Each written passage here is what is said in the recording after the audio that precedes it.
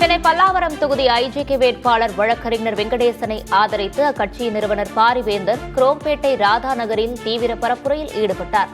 இரட்டை இலை சின்னத்திற்கு வாக்கு சேகரித்த ஐஜேகே நிறுவனர் பாரிவேந்தர் திமுகவின் 8000 ரூபாய் கூப்பன் திட்டத்தை விமர்சித்தார்.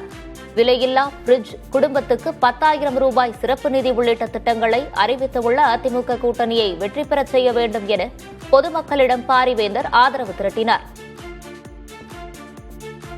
இதெல்லாம் பழைய காலத்து ஓடி சார். கூப்பன் என்னைக்கு கூப்பன் கொடுக்கறதெல்லாம் இப்போ ரொம்ப அழுத்து போன பழக்கப்பட்ட, இதுக்கு அர்த்தமற்ற ஒரு வார்த்தை கூப்பன் என்பது. நான் 8000 ரூபாய்க்கு கூப்பன் தர்றேன். சரி, முன்னாடி செஞ்சதெல்லாம் என்னாச்சு? அதுக்கெல்லாம் பதில் என்ன? நீங்க மறந்துருப்பீங்க, கன்வீனியன்ட்டா, அதனால அவங்க சொல்றது இல்லை. கூப்பன் தர்றேங்கிறாங்க. அந்த கூப்பன் தருவது என்பது என்னென்ன வந்தால் பார்த்து கொள்ளலாம், அப்படியே வந்தாலும் கடைசி நேரத்தில் 1 மாசம் இருக்கும்போது ஆட்சி முடிகிற காலத்தில் அது ஏதாவது ஒரு கடையை காட்டி அங்க போய் வாங்கிக்காம்பாங்க. தேர்தலில் அதிமுகவை வெற்றி பெற வைக்க மக்கள் தயாராக இருப்பதாக ஐஜேகே தலைவர் ரவி பச்சமுத்து தெரிவித்தார்.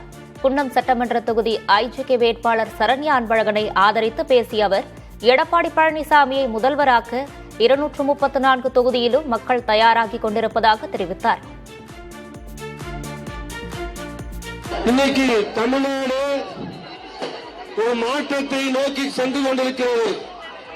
எடப்பாடியார் ஆட்சியை அமைத்தே தீர்வோம் என்று 234 தொகுதியிலும் மக்கள் தயாராகி கொண்டிருக்கிறார்கள்.